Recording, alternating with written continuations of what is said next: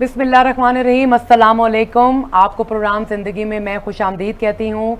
ज़िंदगी का जो हमारा ये प्रोग्राम है उसमें आपको पता है कि डॉक्टर अफशा खान हमारे साथ होती हैं, जो अफशा मेडिकल सेंटर चलाती हैं। पिछले 28 साल से उनका क्लिनिक है जो बे औलाद जोड़ों की मदद करता है। कोई भी आपको, यानी जो भी कपल्स हैं हमारे, आपको पता है कपल्स के दरमियान में भी सोशली हम प्रॉब्लम्स की बात नहीं कर रहे कि अगर आपका झगड़ा हो जाए तो हम नहीं वो सुलझाते, लेकिन जो आपके बे औलादी के मसले हैं या बे औलादी का मसला होना ज़रूरी नहीं है कि आप ये सोचें कि भाई औलाद ही नहीं हो रही है या हमें कोई डिफेक्ट है। कभी कभार ऐसे एलिमेंट्स होते हैं या ऐसी प्रॉब्लम्स होती हैं जिनकी वजह से जो लोग कंसीव कर सकते हैं या जिनकी औलाद हो सकती है वो उनको भी बे औलादी का मसला होता है, जिसमें हार्मोन्स बड़ा, यानी हार्मोन्स जिनको हम उर्दू में कहते हैं, उनका एक बड़ा रोल प्ले होता है। उसके अलावा कभी आपका एक बच्चा होता है या दो बच्चे होते हैं और तीसरा बच्चा कंसीव नहीं हो रहा होता और मुख्तलिफ चीज़ें होती हैं। इस तरह के बहुत सारे इश्यूज़ हैं। तो डॉक्टर अफशा खान जो क्लिनिक चलाती हैं उसमें वो आपकी हेल्प करती हैं। कोई भी आपका ऐसा मसला है जो आपके किसी भी मेडिकल रिलेटेड आपका इशू है तो उसको वो सुलझाती हैं। अगर आप डॉक्टर अफशा खान के साथ मुलाकात करना चाहते हैं और उनसे अपने प्रॉब्लम्स डिस्कस करना चाहते हैं, स्पेशली बे औलादी से रिलेटेड जो आपके प्रॉब्लम्स हैं, तो आप उनसे मुलाकात के लिए इन नंबर्स पर रब्ता कर सकते हैं। उनके रिप्रेजेंटेटिव जो हैं वो आपको उनसे अपॉइंटमेंट का टाइम देंगे। अपॉइंटमेंट वैसे मिलती बड़ी मुश्किल से है, लेकिन अपॉइंटमेंट मिल जाएगी। अगर आप जनरली ये चाहते हैं कि आपकी हेल्प हो तो नंबर्स हैं उनके। पहला नंबर है 033351398482, दूसरा नंबर है 030051398482। और अगर आप इस प्रोग्राम में लाइव बराह रास्त डॉक्टर अफशा से बात करना चाहते हैं तो हमारा नंबर है 051-410-2251। तो आप डॉक्टर अफशा के साथ अपने जो भी प्रॉब्लम्स हैं या जो भी आप उनसे बात करना चाहते हैं कि हम मुलाकात करने से पहले या डॉक्टर अफशा खान के क्लिनिक पे आने से पहले हम उनसे बात करना चाहते हैं, तो वो भी आप उनसे पूछ सकते हैं। क्योंकि कई लोग ये समझते हैं अगर वो मुल्क के किसी दूसरे हिस्से में हैं, दूर हैं, तो उनको लगता होगा कि यार अगर हम क्लिनिक पे आएंगे तो हमारा वक्त का ज़िया होगा या हमारा पैसा बर्बाद होगा और शायद हमारी हेल्प ना हो। तो वो भी आप उनके साथ बात कर सकते हैं। और गुफ्तगू का सिलसिला आगे से बढ़ाने से पहले भी मैं आपको ये बता दूं, हर प्रोग्राम में हम आपको बताते हैं, एक तो डॉक्टर अफशा खान काफ़ी बिजी होती हैं।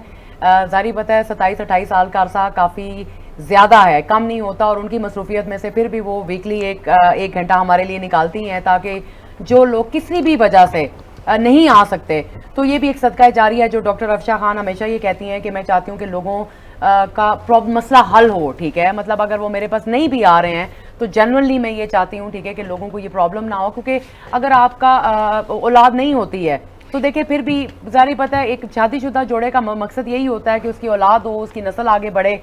और बहुत सारे लोग अपनी बीवियों को सिर्फ इस वजह से तलाक दे देते हैं कि वो औलाद पैदा नहीं कर सकती, बजाय ये कि उनका ट्रीटमेंट कराएं और बजाय दम दुरूद पे आप बिलीव करें। तो वैसे तो डॉक्टर अफशा खान इस बारे में बात करेंगी, लेकिन मैं भी अपने भाइयों से ये थोड़ी सी रिक्वेस्ट करूंगी कि देखें कभी कभार प्रॉब्लम औरत में नहीं होती, प्रॉब्लम मर्द में भी होती है। और आप एक औरत को नाहक जो है इस बात पे सिर्फ तलाक दे देते हैं कि भाई जो है ना इसके अंदर ये देखें ये औलाद नहीं पैदा करी तो मैंने तो शादी करनी है। तो खुदारा ये भी ना करें। ज़्यादा तफसील के साथ तो ऑब्वियसली डॉक्टर अफशा आपको इस बारे में बताएंगी। मैं सिर्फ उनका एक मैसेंजर हूँ जो उनकी बात कन्वे आपसे कर रही हूँ। तो हम चलते हैं डॉक्टर अफशा खान की तरफ ताकि उनसे इस बारे में जानें कि जब इस तरह की सिचुएशंस होती हैं और ख़वातीन को घर से बेघर कर दिया जाता है, ठीक है, तो कहाँ तक ये बात जायज़ है और ऐसा होना चाहिए या नहीं होना चाहिए, तो वो डॉक्टर अफशा खान आपको इस बारे में बताएंगी। अस्सलाम वालेकुम डॉक्टर अफशा। अस्सलाम वालेकुम, कैसी हैं आप? मैं ठीक ठाक हूँ, आप कैसी हैं? ठीक ठाक। आज तो आप बहुत प्यारी लग रही हैं। जज़ाकल्लाह। आप अपनी बात करें, आप मेरी बात ना करें, हम तो थोड़ी सी कोशिश करते हैं। लेकिन माशाल्लाह माशाल्लाह जिस तरह से आपका दिल खूबसूरत है, आपकी पर्सनालिटी भी खूबसूरत है। और आई थिंक मैं अपने नाज़रीन को भी यही बता रही थी, ये तो खैर पिछले इतने सालों से आपको जानते हैं और आप इस बात को सेकंड भी करेंगी कि खूबसूरती अंदर से आती है। बिल्कुल, ये तो है, जो आपके दिल के अंदर होता है वो आपके चेहरे पे झलकता है। और मेरी तो तकरीर आपने सुनी जो मैंने तकरीर की है, लेकिन मैं इसलिए चाह रही थी क्योंकि डॉक्टर आप हैं, एक जो स्किलफुल बंदा है वो आप हैं। मैं वैसे ही अपना शोर में चाह रही थी, तो मैंने कहा यार जब आप बात करेंगी तो आपकी बात की तासीर और आपकी बात की ऑथेंटिसिटी ज्यादा होगी। तो प्लीज ये थोड़ा सा आप बताएं नाज़रीन को। जो मैंने जो इशू डिस्कस किया कि तलाक तक बातें पहुंच जाती हैं, ये कहाँ तक सही है? ये मैं आपकी बात को वही बात है कि सेकंड करूंगी। और दूसरा ये कि ये मेजॉरिटी 80% ये इश्यूज हैं लोगों के कि फर्स्ट बेबी हो जाता है और सेकंड बेबी की दफ़ा लोग ये अक्सर कहते हैं कि मर्द बिल्कुल ठीक है, औरत में कोई प्रॉब्लम है, हमने एक बच्चा पैदा कर लिया तो दूसरे बच्चे की दफ़ा हमें डॉक्टर के पास जाने की ज़रूरत नहीं है। जबकि जिस तरह औरत में कोई ना कोई प्रॉब्लम आ जाती है, इसी तरह मेल्स में भी कोई ना कोई प्रॉब्लम आ जाती है। तो डेफिनेटली आपको अपने चीज़ों को सेटल डाउन करने के लिए मेडिकली चेकअप या मेडिकली हार्मोनल टेस्ट ज़रूर करवाने चाहिए। वो करवाने से एटलीस्ट ये होता है कि आप इस शक को शुबे से निकल जाते हैं कि आप आया बीमार हो या नहीं हो। और अगर बीमार हो थोड़े से, जिस तरह स्पर्म्स लेवल कम हो जाता है या स्पर्म्स एक्टिविटीज, स्पर्म्स का मोटाइल कम हो जाता है और हमारा हार्मोन सिस्टम थोड़ा बैक चला जाता है कि वो काम नहीं करता, या हार्मोन्स लो चले जाते हैं वक्त के साथ, एज के साथ, हमारी डाइट प्लान्स नहीं अच्छे होते, कुछ स्ट्रेस लेवल हमारी जिंदगी में होता है। और जिस तरह हम एक बेबी की दफ़ा हम 25 साल के या 30 साल के होते हैं, सेकंड बेबी जब हम कर रहे होते हैं तो हमारी एज 35 या 36 हो जाती है, तो एज इफेक्ट्स भी होते हैं। तो उसमें हमारे मेल्स ये समझते हैं कि भाई हमारा तो एक बेबी हो गया तो ये दूसरी बात ये कि मेल्स एजोस्पर्मिया आजकल के दौर में, पहले शादनाद लोगों को होता था, लेकिन आजकल मेल्स में 60-65% आ रहा है, जो कि मास्टरबेशंस की वजह। सबसे बड़ी बात ये लोगों का ये क्वेश्चन है मेरे साथ कि ये क्यों होता है, एजोस्पर्मिया क्यों होता है, ये प्रीजेकुलेशंस होना, ड्रॉपिंग होना, आपका क्या कहते हैं डाइट प्लान्स अच्छे ना होना, फिजिकली एक्टिव ना होना, ये सारी चीजें आजकल के 30 साल के मर्द को फेस करनी पड़ रही हैं। और ये किस एज में होती है डॉक्टर अफशा? एंजाइटी भी हो रही है, लोगों को डिप्रेशन के ज्यादा शिकार हैं, और आप अपने आप को मेंटली वार्म करते हैं मोबाइल पे कुछ देख के, या कोई भी नेट पे, सोशल मीडिया पे आपको कुछ ना कुछ देखने को मिल जाता है। तो अब एक 17 साल का लड़का या 15 साल का लड़का यंग एज में, ग्रोइंग एज में ये वो चीज़ें देख रहा है, तो वो डेफिनेटली अपने आप को डैमेज कर रहा है। ठीक है, तो ये बड़ी रियलिटी और हकीकत है जिससे हम डिनाई नहीं कर सकते, और हमें बहुत बड़े प्लेटफॉर्म पे यहाँ पे आके काम करने की ज़रूरत है। एज अ डॉक्टर मैं जो आपकी हेल्प कर सकती हूँ वो ये कि अपने बच्चों को खुदारा अवेयरनेस दें कि मास्टरबेशन उनको आने वाली ज़िंदगी में बिल्कुल बेकार मर्द बनाएगी।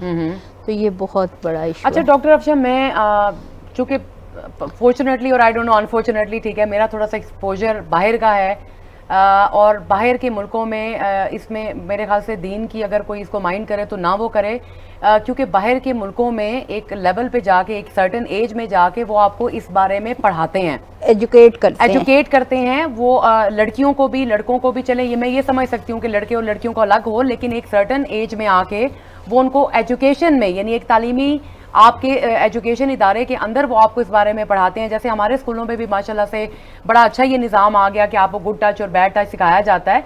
तो ये भी हाइजीन है आपकी ना? जी बिल्कुल, ये हाइजीन है आपकी कि आपको अपने बारे में पता। जैसे मैंने अब मैं आबल के आपसे इस बारे में पूछूंगी, देखिए मेंस्ट्रुअल साइकिल शुरू होती है तो हमें शर्म आती है अपनी माँ से इस बारे में पूछने के लिए कि अब हम क्या करें। माओ को भी चाहिए कि बेटियों की भी दोस्त बने और बेटों की भी दोस्त बने। मेडिकली पॉइंट ऑफ व्यू से आप उसे बताएं कि आपने किस एज में जेरे नाफ बाल साफ करने हैं, कि क्या प्रिकॉशंस करनी है, क्या अपने आप को मतलब किस तरह अपने आप को बचाना है। और वही बात है, दीन से दूरी वाली जो एलिमेंट है वो बहुत बड़ा काज है।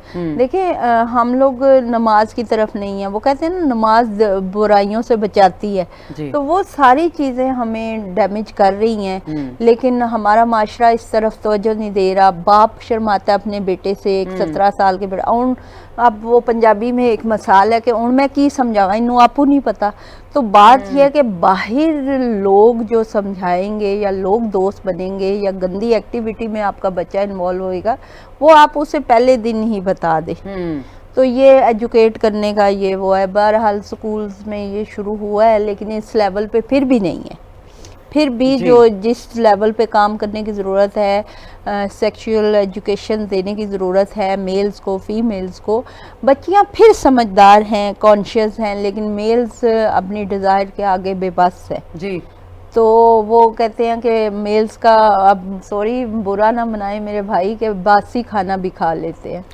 जी मैं तो मैं ये इन्फेक्शन हाँ। वेरी करता है कि आपको इन्फेक्शन है, फिर आप दूसरे पार्टनर के पास जाते हैं, फिर तीसरे के पास, तो इस तरह की ये चीज़ एड्स की तरफ बहुत ज़्यादा लेके जा रही है। तो यहाँ पे एजोस्पर्मिया अगर हम डिस्कस कर रहे होते हैं तो एजोस्पर्मिया तो छोड़ दें, अगला काम बहुत बढ़ गया एड्स की तरफ। लेकिन ये देखें डॉक्टर अफशां इतने अरसे से आपको बताती हैं, ऑब्वियसली अपने मेडिकल सेंटर में भी आपको बताती हैं, और इस प्रोग्राम के थ्रू जैसे मैंने आपको कहा है कि इतना टाइम नहीं किसी के पास होता कि वो 1 घंटा निकाले और आके हर वक्त, और स्पेशली जो बंदा बिजनेस कर रहा है, वर्किंग कर रहा है और उसके पास ऑलरेडी क्लाइंट्स हैं, लेकिन उसके बावजूद वो आके आपको एक मीडियम के through, basically it's a medium, और कोशिश ही होती है। और क्योंकि मैं डॉक्टर अफशा की बात को समझती हूँ, क्योंकि जब भी मुझे कभी किसी ने प्रोग्राम में बुलाया तो मेरी भी हमेशा ये कोशिश हुई कि हेल्थ के हवाले से, मैं डॉक्टर तो नहीं हूँ लेकिन हेल्थ के हवाले से मैं लोगों को बताऊँ, क्योंकि ओबेसिटी इटसेल्फ एक बीमारी है। तो इसलिए मैं ये देखने वालों को ज़रूर ये कहूँगी कि आप इस चीज़ को अप्रिशिएट करें, और देखें इसको आपने बुरा भी नहीं मनाना। एक डॉक्टर के साथ आपका पर्दा नहीं होता, और डॉक्टर को आप बताएं। और जैसे मैंने बात शुरू की थी मियाँ बीवी से, और फिर मैं उसी बात पे डॉक्टर अफशा में चाहूँगी कि आप थोड़ी सी रोशनी डालें इसके ऊपर कि वाकई ये जो अभी आपने बात की, और आप हमेशा बात करती हैं कि देखें पहला बच्चा हो गया, जल्दी हुआ या देर से हुआ, नेचुरली हो गया लेट्स से, और उसके बाद जो है अगले बच्चे में 2-3 साल का गैप आ जाता है, या 4 साल का गैप आ जाता है। एक तो डॉक्टर साहबा ये बताएं कि जो अभी आपने मर्द हजरात की या लड़कों की बात की थी, खैर मर्द भी नहीं कहती नाराज हो जाएंगे, लेकिन लड़कों की आपने बात की थी कि उनमें भी कुछ ऐसे प्रॉब्लम्स आते हैं। और दूसरा डॉक्टर साहिबा कि जो लड़कियां कॉन्ट्रासेप्टिव पिल्स यूज करती हैं, जी बिल्कुल, उससे भी क्या इनफर्टिलिटी होती है ये लड़कियों में? बिल्कुल डेफिनेटली। ये जो देखो, जो मैंने अभी एक प्रोग्राम में भी मैं शायद बता रही थी, या आज मैं हॉस्पिटल में बैठी बता रही थी कि मेरे पास एक क्लाइंट आई। देखो मैं अपने एक्सपीरियंस जरूर शेयर करूंगी यहाँ पे, और जो जेन्युइन है, जो देखने में मिले कि एक बेबी के बाद उन्होंने, या 2 बेबी के बाद उन्होंने प्रिकॉशन शुरू की, हस्बैंड एंड वाइफ ने, जिसमें हस्बैंड की प्रिकॉशंस नहीं थी, ठीक है, मिसेस की थी। उन्होंने इंजेक्शन लगवाए या पिल्स ली, ये वो, कि भी एहतियात हो जाए, अब हमारे बच्चे बड़े हो जाए। तो अब वो जो बड़े बच्चे हुए माशाल्लाह 5-6 साल के हो गए, लेकिन अब वो कंसीव नहीं करी पिछले 1-1.5 साल से। अच्छा, तो यहाँ पे अगर मैं गाइड करूँ कि सबसे अच्छी प्रिकॉशन जो है वो हस्बैंड की है, ठीक है, और अगर मेल हजरात थोड़ा ताउन करें अपने पार्टनर के साथ, आउट ऑफ वे जाके डिस्चार्ज हों और ये वो चीज़ें हैं, तो ये थोड़ा मुश्किल लगता है अपना उसमें, लेकिन मुश्किल नहीं है, ठीक है, अगर आप अपने पार्टनर की हेल्थ को लेकर कॉन्शियस हो, क्योंकि आप दोनों एक ही हैं, आप दोनों एक अलग नहीं है। दूसरी बात ये कि जिस समय मैं आपको मास्टरबेशन की बात कर रही थी कि आजकल शादियां बहुत लेट हो रही हैं, मेल्स अपना हमारी डिमांडें भी काफी ज्यादा, बिल्कुल बिल्कुल इस्लाम से बड़ा दूर है हम लोग। तो वो ये चीज़ है कि उसमें मास्टरबेशन जो मेल्स कर रहे हैं वो समझ रहे हैं कि शायद हमें कोई वीकनेस या कोई वो हमारे एजोस्पर्मिया का प्रॉब्लम्स नहीं आएगा, तो वो आता है, क्योंकि सारा दिन हम जब आपकी रिपोर्ट एजोस्पर्मिया की, आपकी सिमन एनालिसिस उठाते हैं, आपका टेस्टोस्टेरोन लेवल चेक करते हैं, तो आप बिल्कुल इंटरनली 0-0 चल रहे होते हैं, और वो 0-0 आप बाय बर्थ नहीं होते हो, आप अपनी डाइट से, अपने माहौल से, अपने फिजिकली एक्टिविटीज से अपने आप को डैमेज कर रहे हो। तो खुदारा अपने आप को संभालें, समझे। मैं तो अपने बेटे या छोटे भाइयों की तरह समझती हूँ सबको, कि मैं समझती हूँ कि हम, मेरी आवाज़ जहाँ तक भी पहुँचे, जिस तरह औरत को ट्रीटमेंट की ज़रूरत है, इस तरह मेल्स को भी ट्रीटमेंट की ज़रूरत है, और एहतियात की ज़रूरत है। बिल्कुल ऐसे औरत को अपने किरदार पे काम करने की बहुत ज़रूरत है, लेकिन उससे 90% ज़्यादा मेल्स को अपने किरदार पे काम करने की ज़रूरत है। इसी बात को आगे बढ़ाते हैं डॉक्टर अफशा, हमारे पास एक ब्रेक का वक्त हो गया, आप कहीं मत जाइएगा, अभी बहुत सारी इंफॉर्मेशन आपको देना बाकी है, तो मिलते हैं एक छोटी सी ब्रेक के बाद।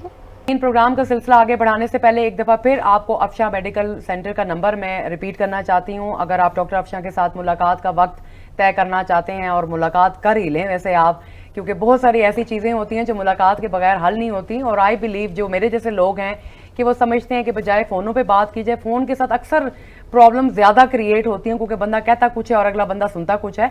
तो ज़रूर मुलाकात करें क्योंकि जान है तो जहान है। तो काफ़ी सारी चीज़ें जब आप आमने सामने बैठे होते हैं, कुछ माइंड में नहीं होता तो क्लियर होती हैं। तो अफशा मेडिकल सेंटर का नंबर है पहला 0333 5139482 और दूसरा नंबर है 0300 5139482। और अगर आप बराह रास्त हमसे बात करना चाहते हैं तो हमारा नंबर है 0514102251। तो हम सिलसिला आगे बढ़ाएंगे। डॉक्टर अफशा, हम बात कर रहे थे यही जो थोड़ा सा मेल का प्रॉब्लम है, तो सबसे पहले बताएं कि ये मेल इनफर्टिलिटी है क्या?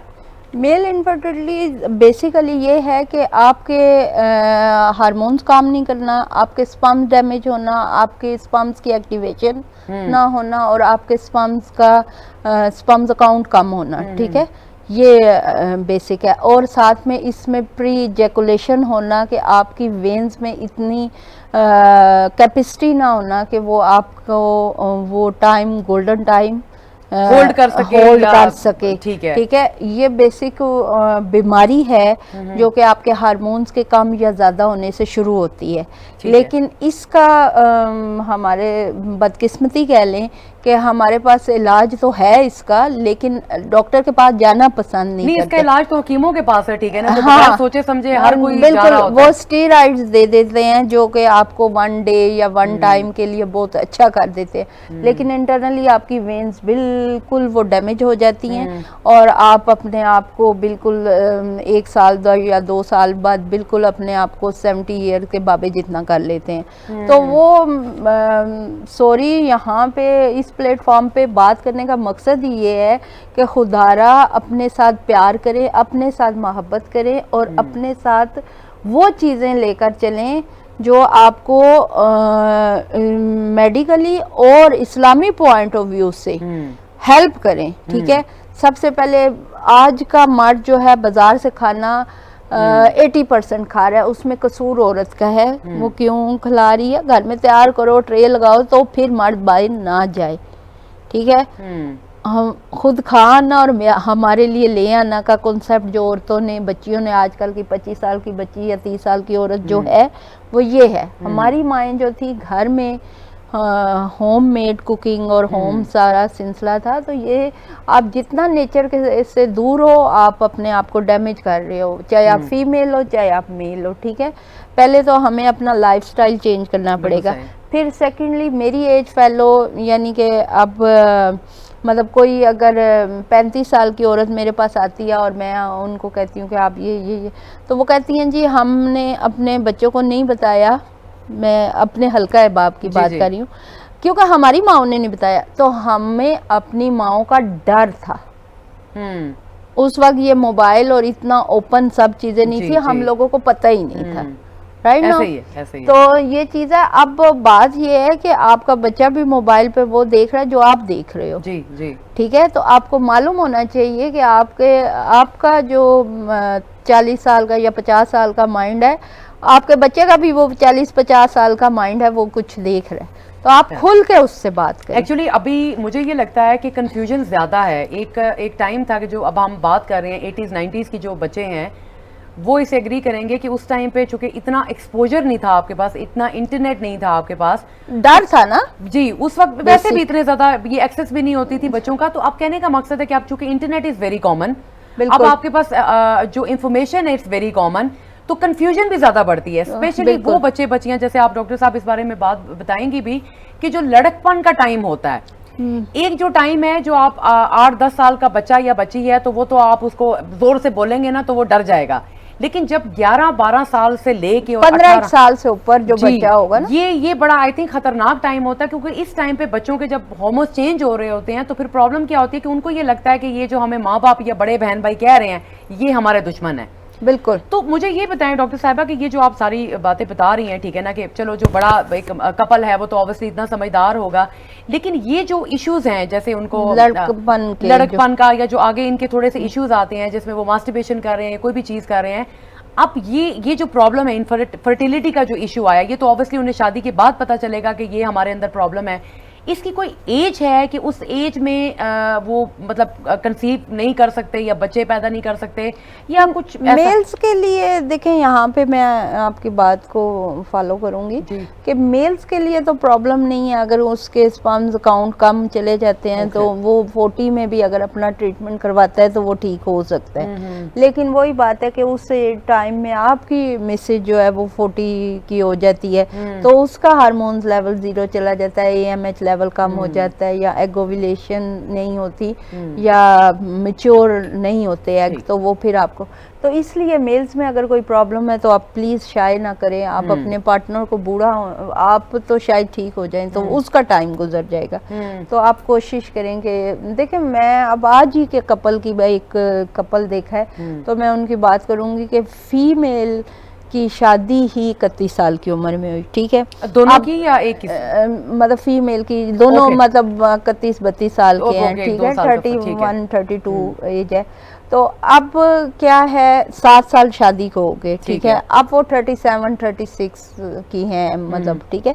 अब वो बात ये है कि वो तो हैं, लेकिन उनके हस्बैंड जो है 7 साल से या 6 साल से टेस्ट ही नहीं करवाए हुए, तो वो अब वो टेस्ट अगर कल करवाते हैं या साल बाद भी करवाते हैं तो उनके पास एक ऑप्शन होएगी, वो अपना इलाज करवा सकते हैं, ठीक है। लेकिन फीमेल की तो 37 एज होगी ना, वो तो फारग होगी 35। तो इतने 7 साल के अरसे में उन्होंने कभी ये सोचा नहीं कि मुझे भी टेस्ट कराने की जरूरत है? नहीं, सोचा तो डेफिनेटली होगा, या जो भी उनका पर्सनल मैटर्स होंगे, आई डोंट नो, लेकिन ये है कि उन्होंने किसी, वही लास्ट हम जैसे बात कर रहे थे कि गायनी की डॉक्टर के पास अगर पेशेंट जाते हैं तो फीमेल्स ही अंदर जाती है, मेल्स अंदर जाते ही नहीं, डॉक्टर से मिलते ही नहीं है कि आप हमारी बीवी को क्या एडवाइस कर रहे हैं या आप हमारे लिए क्या एडवाइस कर रहे हैं, ये सब चीज़ें हैं।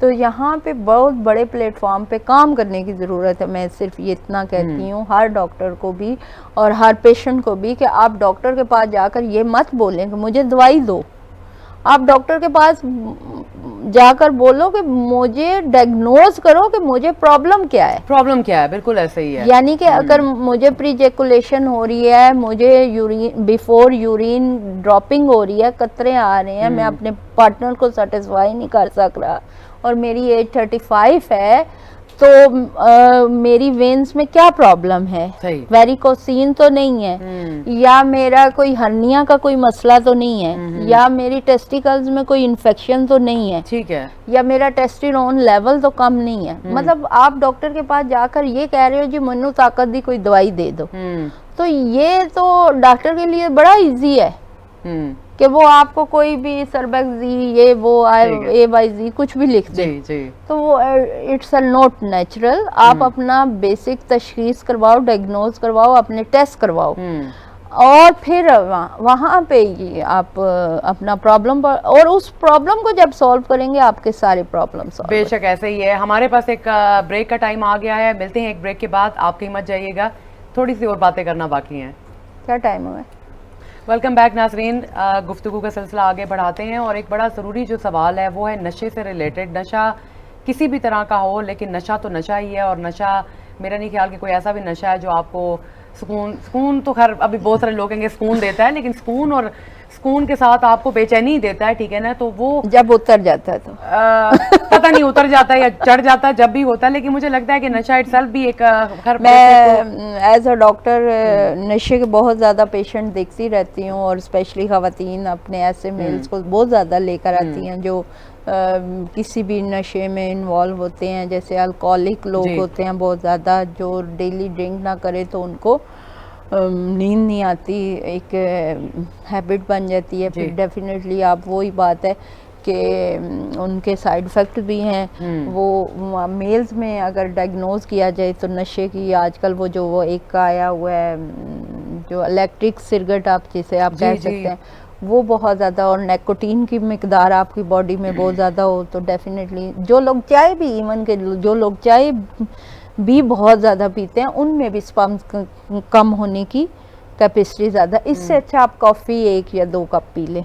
तो इस बारे में डॉक्टर साहब बताएं कि जो लोग, चलो स्मोकिंग तो एक बहुत आम मसला है, अल्कोहल का आई डोंट नो, ठीक है कि वो इतना कोई पीता है या इतनी अवेलेबल है, चले चाय भी अगर आप कह रही हैं, चाय तो हम पाकिस्तानियों के, आपको पता है 50 डिग्री में भी चाय की चुस्कियां हम ले रहे होते हैं, मैं भी उन्हीं में से एक हूँ, लेकिन मैं इसलिए कह रही हूँ ठीक है ना, हम एक या दो कप हमें कुछ नहीं कहती। हाँ, एक दो कप खैर देखें डिपेंड करता है, लेकिन कुछ लोग तो एक कप खत्म होता है और दूसरा, और इस तरह ये चीज है, लाइक चेन स्मोकिंग की तरह चेन चाय पीने वाले भी लोग हैं। लेकिन इसमें ये है ना कि देखें, अगर आपके माशाल्लाह अल्लाह ताला ने 4 बच्चे दे दिए हैं या ये वो, आपने बेबी प्लान नहीं करना तो फिर, लेकिन एज अ हेल्थ भी आप पानी ज़्यादा लें, कॉफ़ी लें, उसके बाद कहवा ले लें, ठीक है, मतलब चाहे 1 कप या 2 कप पे आ जाए। लेकिन मेरा एक बड़ा जरूरी सवाल है डॉक्टर साहबा, देखिए अब आपने ना मसला ही खत्म कर दिया, आपने कहा जिसके 3-4 बच्चे हैं अब चाय पीता है, शराब पीता है, वैसे मजाक में मैं ये कह रही हूँ, लेकिन मैं सिर्फ एक और चीज़ आपसे बड़ी ज़रूरी पूछना चाहती हूँ कि देखें बच्चे आपके हो गए, 2 हुए, 4 हुए, 1 हुआ, जो भी आपको अल्लाह ताला ने तौफीक दी और जो आपकी ज़रूरत थी या जिस तरह से भी अल्लाह ताला की देन है, लेकिन जो आपका एक मियाँ बीवी का एक रिलेशनशिप है उसकी भी तो जिम्मेदारी है, वो भी बताएं, ठीक है, कि वो भी तो डैमेज होता है, ये नहीं तो बीवी को टाटा बाय बाय। यहाँ पे मैं आपको बात यही करूंगी कि देखो आपके 4 बच्चे हैं फॉर एग्जांपल, तो आपने अपने ज्वाजगी ताल्लुकात तो रखने हैं ना, तो आपको अपना फिट एंड हेल्दी रखना चाहिए। ये चिड़चिड़ापन क्यों पैदा होता है मेल्स में या फीमेल्स में, दोनों में, ये दोनों में इसी वजह से होता है, डिप्रेशन में आप जाते हैं, एंजाइटी, क्योंकि देखें सेक्स की डिजायर्स आप नहीं पूरी करते, मेल अपनी फीमेल की और फीमेल अपने मेल की नहीं कर सक रहा, तो एक्स्ट्रा मेंटल अफेयर्स और ये वो चीज़ें जन्म लेती हैं।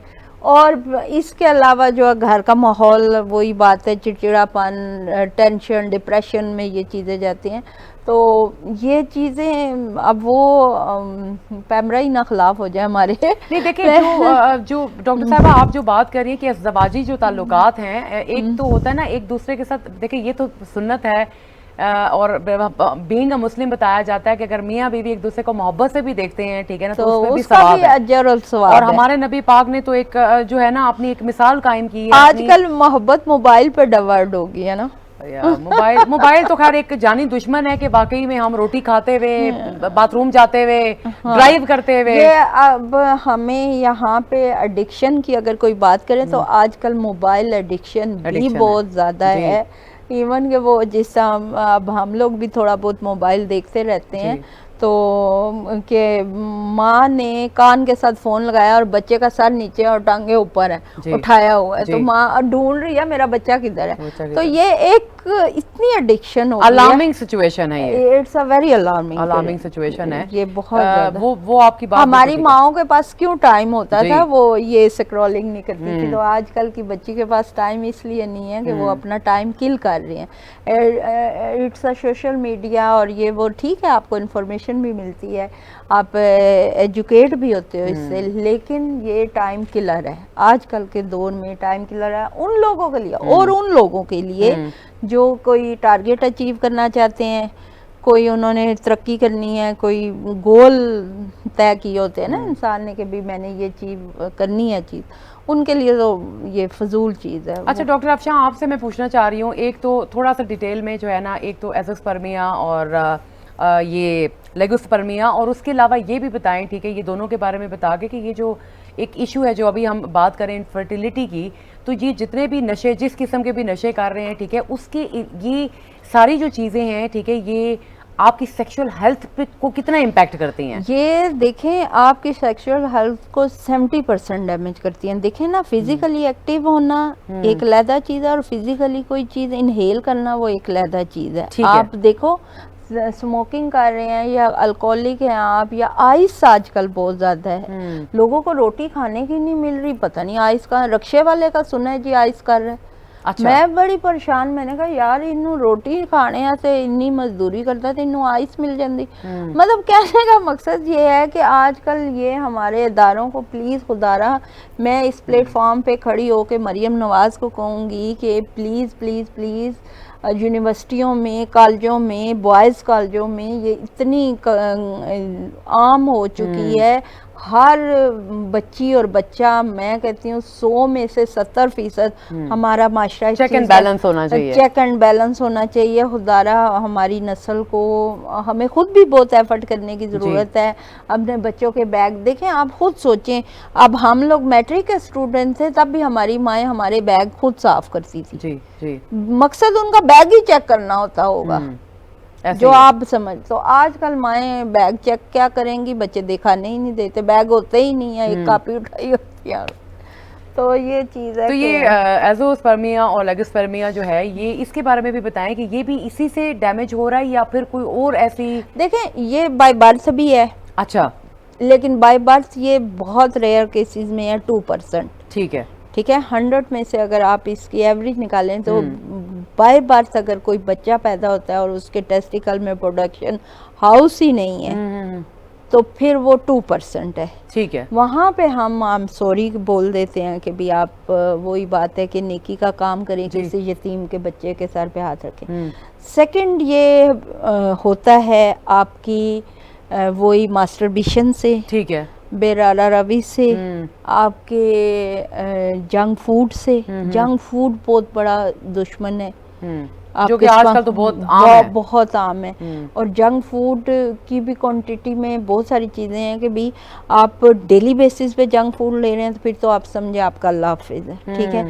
लेकिन आप वीकली ले रहे हैं तो फिर थोड़े बहुत चीज़ें बैलेंस, मतलब अगर चीट मील आप ले रहे हैं तो थोड़ी बचत हो सकती है कि चलें आप थोड़ा इम्यूनिटी बेहतर कर रहे हैं। हाँ, लेकिन अगर रोज़ का काम है तो फिर रोज़ का काम है, ठीक है।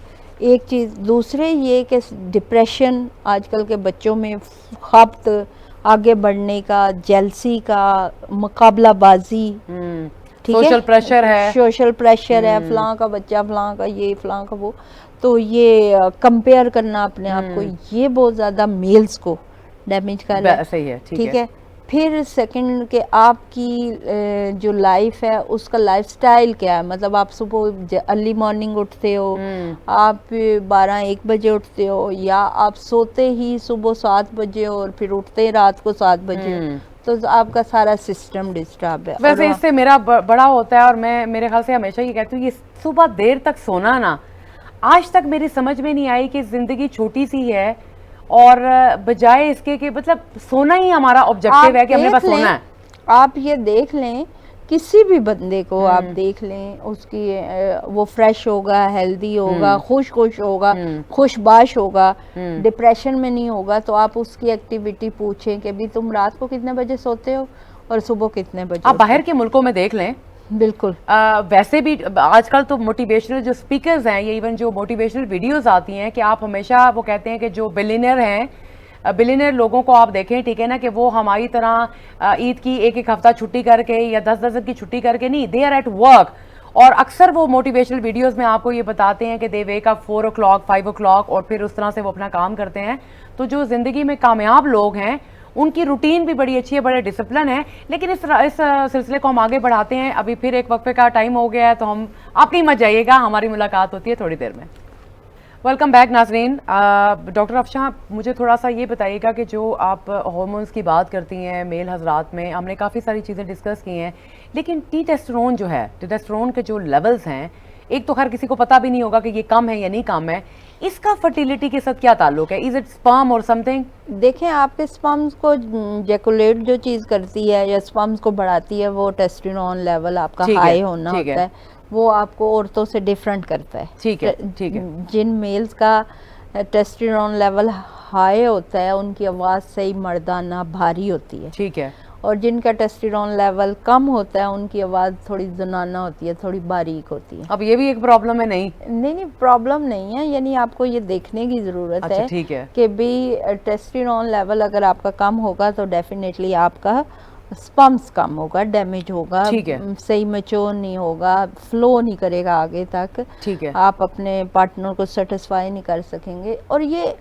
लैब टेस्ट है, सिंपल आपके ब्लड से ये होता है, और आपको ये टेस्ट टेस्टोस्टेरोन, प्रोजेस्टेरोन और हिड्रोल लेवल के जब टेस्ट होते हैं आपके, तो उसमें आपको बेसिक रीज़न पता चल जाती है कि आपका स्पर्म्स क्यों डैमेज हो रहा है, स्पर्म्स में पस सेल्स क्यों पैदा हो रहे हैं, ठीक है, या स्पर्म्स में आपके जो है एक्टिवेशन क्यों नहीं हो रही। यानी कि एक नॉर्मल मेल को एक्टिवेशन 55 मिलियन से लेकर 65 मिलियन तक चाहिए बेटा या बेटी पैदा करने के लिए, ठीक है, और स्पर्म्स काउंट 70 मिलियन से अबव चाहिए, ठीक है।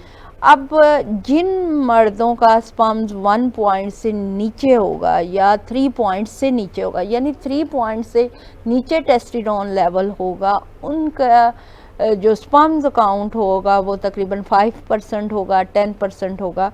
तो क्या है, उसको स्पर्म्स को बढ़ने के लिए जब आपको मेडिसिन दे दी जाएगी तो आपके स्पर्म नहीं इंक्रीज होंगे। अच्छा, ठीक है। आपको टेस्टोस्टेरोन चेक करने के बाद टेस्टोस्टेरोन की जब मेडिसिन दी जाएगी, कोई इंजेक्शन या कोई मेडिकेशन दी जाएगी, तो फिर आपके जाकर स्पर्म्स हाइपर लेवल पे जाएंगे।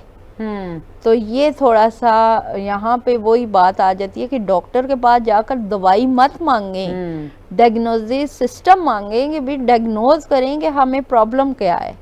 तो मुझे जो लोग देख रहे हैं उनसे मेरी ये रिक्वेस्ट है कि आप डॉक्टर के पास जाते हैं तो आप ये मत कहें कि मुझे ये प्रॉब्लम है, ये पेन है, टेस्टिकल इन्फेक्शन है, या जो भी आपको पता है अपनी प्रॉब्लम, तो वो टेस्ट अगर आपके ऑलरेडी हैं वो करवाएं, और जो नहीं करवाना चाह रहे हैं डॉक्टर तो वो ज़रूर करवाएं। उससे ये होगा कि आपके टेस्ट सामने आएंगे, डायग्नोज होगा, तशखीस होगी। मेरे पास पेशेंट आके ये कहता है जी मेरी टाइमिंग कम है, मुझे टाइमिंग के लिए दवाई दे दे। अच्छा। जबकि मैं कहती हूँ कि आपका टेस्टोस्टेरोन लेवल कम है, आप इसकी दवाई खाएं, आपकी टाइमिंग खुद ब खुद ठीक हो जाएगी और फॉरएवर ठीक हो जाएगी। अच्छा, ठीक है। यानी जो लोग इस बारे में भी वरी करते हैं, ठीक है, तो सबसे पहले तो वही आप वाली बात है कि प्रॉब्लम तो पहले देखें ना कि टाइमिंग अभी कम हुई, शुरू से कम है, या एक्चुअली मसला क्या है? शुरू से ही कम चल रही होती है, लेकिन वही बात पता है, नहीं होता और अपनी डाइट मेंटेन नहीं करते। वाइट मीट लें, ठीक है, फिश ज्यादा इस्तेमाल करें। डाइट का लोग अक्सर पूछते हैं ना, तो नट्स हमारी लाइफ में नहीं है, फ्रूट्स हमारी लाइफ में नहीं है, जंक फूड बहुत ज्यादा है, तो ये चीजें हमें कहीं ना कहीं डैमेज कर रही हैं। लेकिन जहाँ पे भी मेरे ख्याल से जो ऐसे बेऔलाद जोड़े हैं, जैसे अब आप उनको सही तरीके से बताएंगी, लेकिन आई थिंक कि जहाँ पे आप एक खातून का इलाज करते हैं कि शादी के 6 महीने बाद या साल बाद अगर वो हामला नहीं हुई है तो फौरन उसको आपने क्लिनिक में भेज दिया, तो अगर साथ में मियाँ भी चला जाएगा तो मियाँ बिल्कुल साथ जाए और मियाँ बीवी दोनों टेस्ट करवाएं। देखें, जरूरी नहीं कि मर्द बीमार हो, बीवी के साथ गया तो वो बीमार ही निकलेगा, ऐसी कोई बात नहीं, लेकिन कॉन्फिडेंस आपका डबल हो जाएगा। लेकिन जब आप सोशल प्रेशर बहुत है ना हमारे यहाँ औरतों की बीमारियों को, या कोई हार्मोन्स का कोई बीमारी तो नहीं। अच्छा, लेकिन औरतें यहाँ पे ना थोड़ा सा गलत भी करती हैं ना, थोड़ा सा। मेरी बहनें जो है ना, मर्द अगर बीमार हो जाए तो फिर तो वो कोठे से ही बह जाती ना कि भी रोला पा देंदिया, तो वो थोड़ा सा आपको समझने की जरूरत है, क्योंकि हमारी सोसाइटी ऐसी नहीं है। अगर कोई औरत किसी भी एंगल से बीमार है, कोई भी उसको मसला है, तो उसको लोग डाइजेस्ट कर लेते हैं, लेकिन मर्द उसको ताना नहीं देता। मर्द नहीं उसको कहता कि तुम्हें रसोली है, या तुम्हारी ट्यूब ब्लॉकेज है, या तुम्हें मेंसेस नहीं आ रहे, या तुम प्रॉपर एक औरत नहीं हो, मतलब इंटरनली आपके औरत का एक सिस्टम नहीं है, वो ये नहीं कहता। मर्द नहीं ताना देता। लेकिन इन केस अगर मेल्स में है तो सारा दिन ये शोबे से रिलेटेड, और अगर मेल्स को मैं डायग्नोज कर दूं कि भाई आप में प्रॉब्लम है, तो वो जनानी तो तू छुट दी तो उत्थे जाके बन दी। मतलब यकीन करें कि बहुत छोटा हो गया ना, कि जैसे को भाई आप ये उसने मुझे बड़ा सताया, अब मैंने इसका वो करना है। मतलब एक थोड़ा बड़ा दिल करो। कभी भी औरत जो है, मर्द जो है औरत को इस बेस को लेकर तलाक नहीं देता कि तुम बांझो या ये वो तो फिर आपकी जुबान है ना, जो वो ये बात है कि तख्त भी देती है और बख्त भी देती है। देखिए, फिर बात वही आ गई हमारे माशरे की। हालांकि दीन के अंदर इस चीज़ का आपके पास एक राइट है, अल्लाह ताला ने आपको हुकूक दिए हैं कि अगर कोई औरत जो है वो सेटिस्फाइड नहीं है अपने मर्द से, तो उसके पास तलाक का या खुला लेने का उसके पास रास्ता है।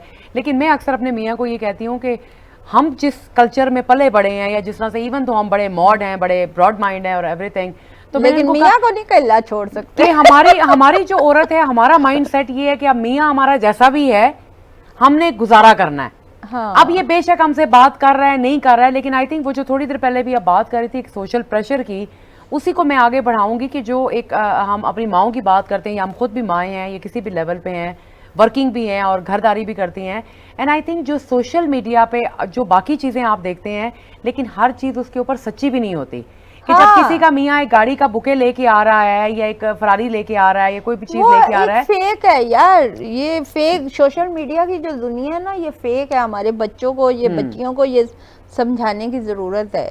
बिल्कुल ऐसे ही है, क्योंकि मैं इसलिए भी इस मीडियम के थ्रू आपको ये बताना चाह रही हूँ, क्योंकि ये नहीं कि काफ़ी सारे लोग इस बात पे डिबेट करते हैं कि जी आपको अल्लाह ताला ने सब कुछ दिया हुआ है तो इसलिए आप बात करते हैं।